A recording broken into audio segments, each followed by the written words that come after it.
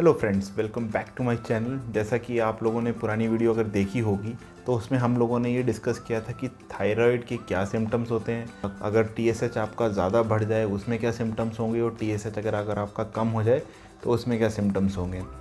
तो आज हम ट्रीटमेंट के रिगार्डिंग बात करने जा रहे हैं कि हाइपोथायराइडिज्म हो, यानी कि अगर आपका टीएसएच बढ़ा हुआ आ रहा है तो आपको क्या ट्रीटमेंट स्टार्ट करना चाहिए और कब तक इस चीज़ का ट्रीटमेंट चलता है। और वहीं इसके अपोजिट अगर आपको हाइपरथायराइडिज्म है, यानी कि थायराइड हार्मोन ज़्यादा सिक्रीट हो रहा है या टीएसएच कम है, तो उस केस में क्या ट्रीटमेंट होना चाहिए और कब तक आपको ट्रीटमेंट लेना है।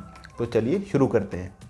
देखिए दोस्तों, हाइपोथायराइडिज्म की जहाँ तक बात है, अगर आपका टीएसएच काफ़ी फ्रैंकली हाई है, फ्रैंकली हाई मतलब अगर वो 30, 40 या 100 से ऊपर है, तब तो आपको मेडिसिन स्टार्ट करनी ही करनी है।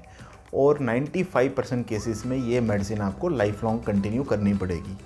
अब ये मेडिसिन कौन सी है? इस मेडिसिन को हम बोलते हैं LT4 वो डिफरेंट ब्रांड नेम से आती है मार्केट में। वो थायरॉक्स के नाम से भी आती है, थायरानॉम के नाम से भी आती है, यूथायरॉक्स के नाम से भी आती है। तो इसमें से हम यूजली जब हमारे पास पेशेंट आता है फ्रैंकली हाई टीएसएच के साथ, तो हम उसको मेडिसिन स्टार्ट करते हैं। अब वो डोज डिपेंड करती है आपके बॉडी वेट पे। वो अप्रॉक्सीमेटली 1 to 1.6 माइक्रोग्राम्स पर केजी के हिसाब से हम स्टार्ट करते हैं पर डे।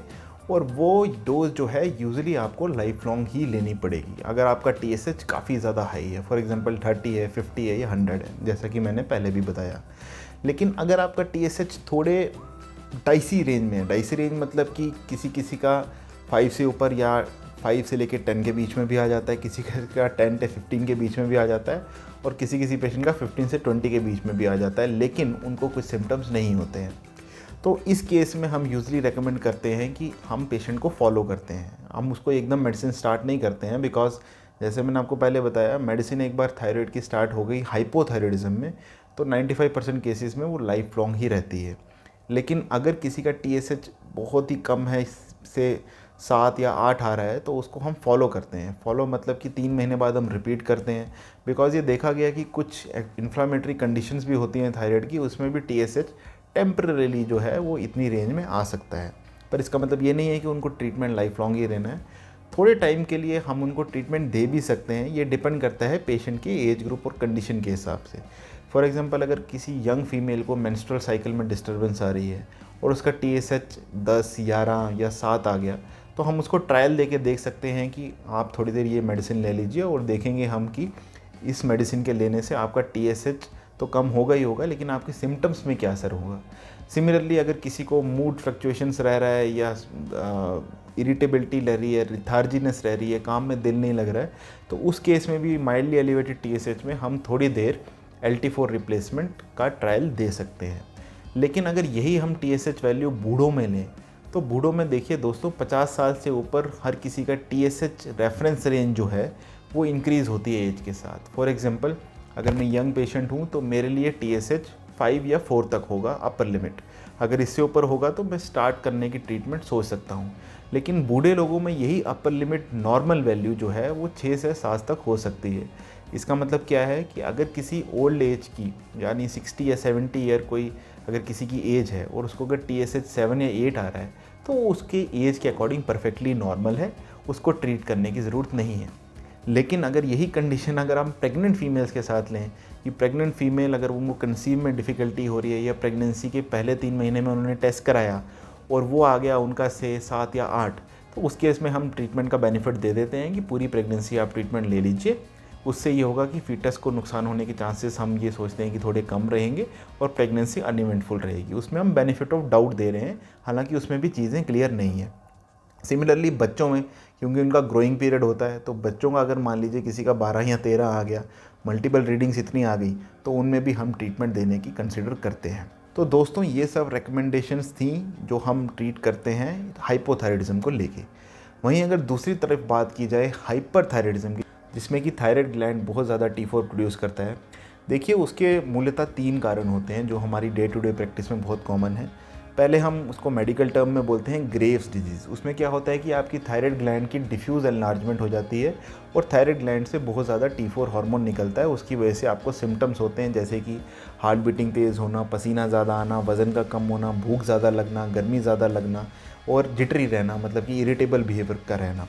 तो उस केस में जो है वो ट्रीटमेंट हम स्टार्ट करते हैं, नियोमर्काजोल या कार्बिमाजोल के नाम से मेडिसिन आती है, उसको हम स्टार्ट करते हैं। डोज अगेन डिपेंड करता है कि कितनी सीवियरिटी है सिम्टम्स की। वो यूजुअली हम लोग 2 साल के लिए देते हैं। उस केस में भी ये होता है कि 2 साल में 50% पेशेंट को उसको कम्प्लीटली रिलीफ मिल जाता है। अगर 50% पेशेंट में जिनको रिलीफ नहीं मिल रहा है तो उनको हम डेफिनेटिव थेरेपी देते हैं। डेफिनेटिव थेरेपी यानी कि उनको या तो सर्जरी करते हैं अगर उनका गोइटर बहुत ज़्यादा है, अगर थायराइड ग्लैंड की एनलार्जमेंट बहुत ज़्यादा है, वो सामने से दिख रही है और वो ऑब्स्ट्रक्शन कर रही है, तो उस केस में हम सर्जरी प्लान करते हैं। अगर बहुत थोड़ी सी ही एनलार्जमेंट है थायराइड ग्लैंड की और अगर नियोमर्काजोल से या कार्बिमाजोल से ट्रीटमेंट नहीं हुआ है 2 साल तक, तो उस केस में हम रेडियो आयोडीन एब्लेशन देते हैं, जिसमें हम रेडियो आयोडीन की टेबलेट देते हैं पेशेंट को और उससे वो जाके थायराइड में कंसंट्रेट होकर थायराइड ग्लैंड को ख़त्म कर देती है। उस केस में फिर आगे दोबारा से पेशेंट हाइपोथायराइड हो जाता है, फिर हमें उसको thyroid hormone replacement life long देना पड़ता है।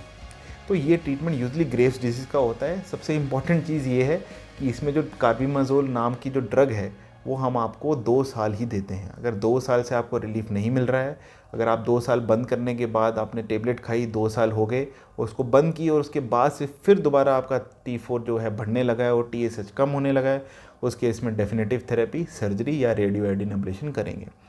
दूसरा कॉज हाइपरथायराइडिज्म का होता है। अगर आपकी थायराइड ग्लैंड बहुत ज़्यादा सारी एनलार्ज ना होके थोड़ी थोड़ी जगह पे एनलार्ज है, जिसको हम नोडुलर गोइटर बोलते हैं, कि थोड़े थोड़े नोड्यूल्स बन गए हैं आपके गले में या थायराइड ग्लैंड में, वहाँ से हार्मोन की प्रोडक्शन ज़्यादा हो रही है। तो देखिए दोस्तों, उस केस में देखा गया है कि दवाइयाँ ज़्यादा असर नहीं करती हैं, थोड़े बहुत सिम्टम्स कंट्रोल कर सकते हैं हम कार्बिमाजोल दे के, लेकिन उस केस में भी हमें रेडियो आयोडीन एब्लेशन देनी पड़ती है। रेडियो आयोडीन जाके नोड्यूल में जो गांठ बनी हुई है वहाँ पे जाती है और उस नोड्यूल को डिस्ट्रॉय कर देती है।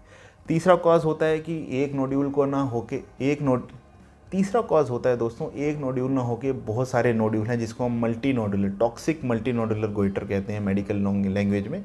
उस केस में भी रेडियो आयोडीन एब्लेशन ही हेल्प करती है। अगर आपकी थायराइड ग्लैंड में बहुत ज़्यादा नोड्यूल्स हैं और काफ़ी बड़े बड़े नोड्यूल्स हैं और थायराइड ग्लैंड भी बढ़ी हुई है, तो उस केस में हम सर्जरी के लिए जा सकते हैं। तो यूजुअली हाइपरथायराइडिज्म का जो ट्रीटमेंट है वो 2 साल चलता है, 1.5-2 साल चलता है। 2 साल बाद जो पेशेंट को कंप्लीट रिलीफ नहीं मिल रहा है, तो उस केस में हम रेडियो आयोडीन एब्लेशन या सर्जरी कर सकते हैं। तो दोस्तों, इन अ नटशेल अगर मैं आपको समराइज़ करूं, हाइपोथायराइडिज्म यानी कि TSH बढ़ा हुआ है और अगर आपका T4 कम है, उस केस में 95% लोगों को लाइफ लॉन्ग ट्रीटमेंट लेना पड़ेगा। वहीं यूजुअली दूसरी तरफ हाइपरथायराइडिज्म में यूजुअली 2 साल तक हम ट्रीटमेंट देते हैं और कुछ केसेस में रेडियो आयोडीन एब्लेशन जल्दी देना पड़ता है, जिससे कि थायराइड ग्लैंड टॉक्सिक नोड्यूल वगैरह जो है वो ख़त्म हो जाए। तो दोस्तों, उम्मीद है आपको इस वीडियो के माध्यम से इन्फॉर्मेशन पता लगी होगी कि आपको थायराइड की दवाई कब तक खानी है और कुछ आपके जो कंसर्न्स हैं थायराइड की दवाई को लेके वो एलिवेट हुए होंगे। इसमें मैं आपको एक और चीज़ ऐड कर दूं कि थायराइड की दवाई स्पेशली थायरोनॉम, थायरॉक्स या LT4 रिप्लेसमेंट जेनरिक टर्म में अगर मैं बात करूं, तो ये बहुत सेफ़ दवाइयाँ हैं। इससे आपको ये नहीं सोचना है कि आपकी हड्डियाँ कमज़ोर हो रही हैं, आपको कुछ नुकसान होगा, आपकी बॉडी को एडवर्स इफेक्ट होगा, जैसे कि कुछ आजकल लोग एडवर्टाइज़ कर रहे हैं। लेकिन हाँ, अगर आप थायराइड की दवाई बिना किसी इंडिकेशन के ले रहे हैं, तो उस केस में आपको हड्डी कमज़ोर होने का रिस्क है। जैसे कि हम अभी काफ़ी देख रहे हैं अपनी प्रैक्टिस में कि जिनको ज़रूरत नहीं भी होती है, जिनका TSH बहुत ही मामूली 6 या 7 भी बढ़ा हुआ है और वो प्रेग्नेंट भी नहीं है, उनको कुछ डिस्टर्बेंस भी नहीं है, जस्ट उन्होंने रूटीनली टेस्ट कराए, उनको दर्द वगैरह थी, किसी डॉक्टर ने टेस्ट एडवाइस किया, उन्होंने किया और 6 या 7 आ गया, तो उस केस में भी वो ट्रीटमेंट शुरू कर देते हैं। उस केस में थायराइड की दवाई हानिकारक साबित हो सकती है आपकी हड्डियों के लिए और भी बहुत सारी मेटाबॉलिक चीज़ों के लिए। तो इसलिए हमेशा जब भी थायराइड की दवाई शुरू करनी है, अपने एंडोक्रिनोलॉजिस्ट से ही कंसल्ट कीजिए। वो आपको बेटर बताएंगे कि आपको थायराइड की दवाई लेनी है और कब तक लेनी है और इस चीज़ के क्या क्या फ़ायदे और नुकसान हो सकते हैं। तो दोस्तों, इस वीडियो को यहीं ख़त्म करते हैं। हम नेक्स्ट वीडियो में बात करेंगे कि थायराइड की दवाई के साथ क्या क्या मेडिकेशंस हमें अवॉइड करनी चाहिए, हाइपोथायराइडिज्म में भी और हाइपरथायराइडिज्म में भी। तो बने नहीं मेरे चैनल पे। अगर आपने मेरे चैनल को सब्सक्राइब नहीं किया है तो सब्सक्राइब कर लीजिए। ऐसे ही इन्फॉर्मेटिव वीडियोस हम आगे वाले वीडियोस में आपके लिए लाते रहेंगे। धन्यवाद।